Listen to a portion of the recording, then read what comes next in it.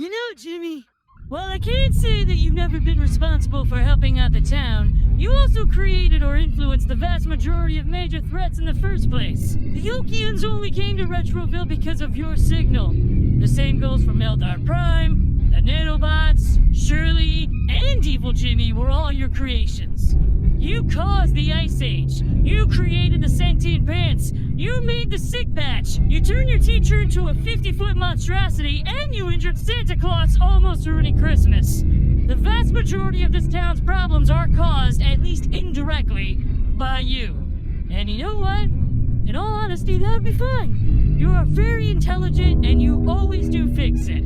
And in the end, it's extremely unlikely that you won't end up benefiting the world a lot more than you will damage it. My children and my children's children are probably going to live in a world free of war and disease, and I'll have to thank you for that. But fuck, dude. You can't keep using your intelligence as a way to escape your humanity. I didn't ask you to say salt because I thought a customer would seriously care or because I was insecure. I did it because it made you look weird, and I was trying to get you to adopt behaviors and use language that makes you come across like a normal fucking person. Everyone knows what sodium chloride is, but calling it that outside the context of a chemistry class makes you seem like someone who defines themselves solely by their intelligence, which is undeniably who you are. I know you think there's nothing wrong with being that person, dude, but there is. Taking your IQ and deciding that it elevates you above the rest of the planet is an awful decision that will lead to a life filled with misery and alienation. It will color every interaction you ever have and make it impossible to have real friends or relationships.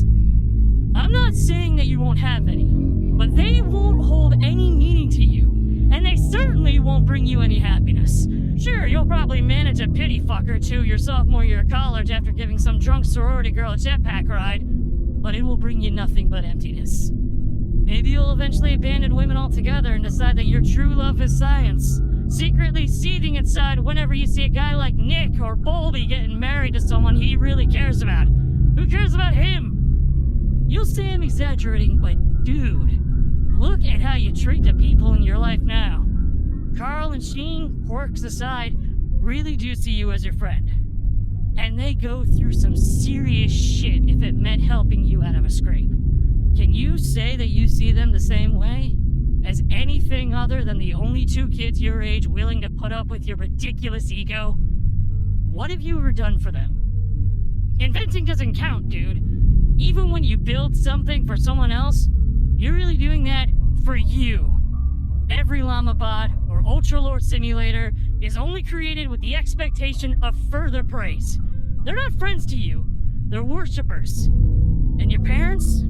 Lord, the way you treat them. You think I've got folks that care about me the way your mom and dad do, working in a shithole like this?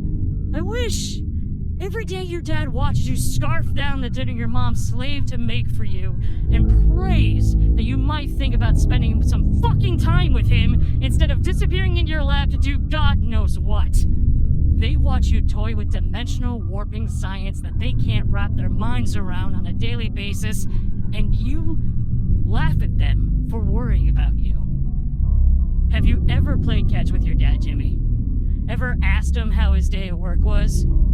You don't have a clue what I'd do for a dad like yours in my life, dude. And what about your mom? Why not invent something that'll make her life easier instead of gallivanting around the Bermuda Triangle to play with fucking seaweed? We both know the reason. She would thank you for it. She'd be happy to imagine a version of you that thought for an instant about the needs of another person. But she wouldn't call you the greatest thing in the universe for it like your friends do. And in Neutron's world, whoever doesn't do that might as well not exist. Ignore me if you want. Keep going the way you're going. And I'll see you in 30 years, lugging around 16 Nobel Prizes in your pocket as if they could substitute for a lifetime's worth of human love and interaction. You always mocked Calamitis for his inability to finish what he started. But the man had a wife and a daughter that tolerated him enough to want to stay in his life through everything. And at the rate you're going, I'd be amazed if you could manage the same with Goddard. The rest of Retroville, Jimmy, they'll never be able to do what you do. They'll never be able to invent rockets or solve cold fusion or add 3 numbers together. But they will find genuine friendship and love, and they will call it salt. And despite everything you accomplished, you'll only be remembered as nothing more than the man who wouldn't. Who couldn't, perhaps. Get out, dude. You're fired. Big McThankies from McSpankies.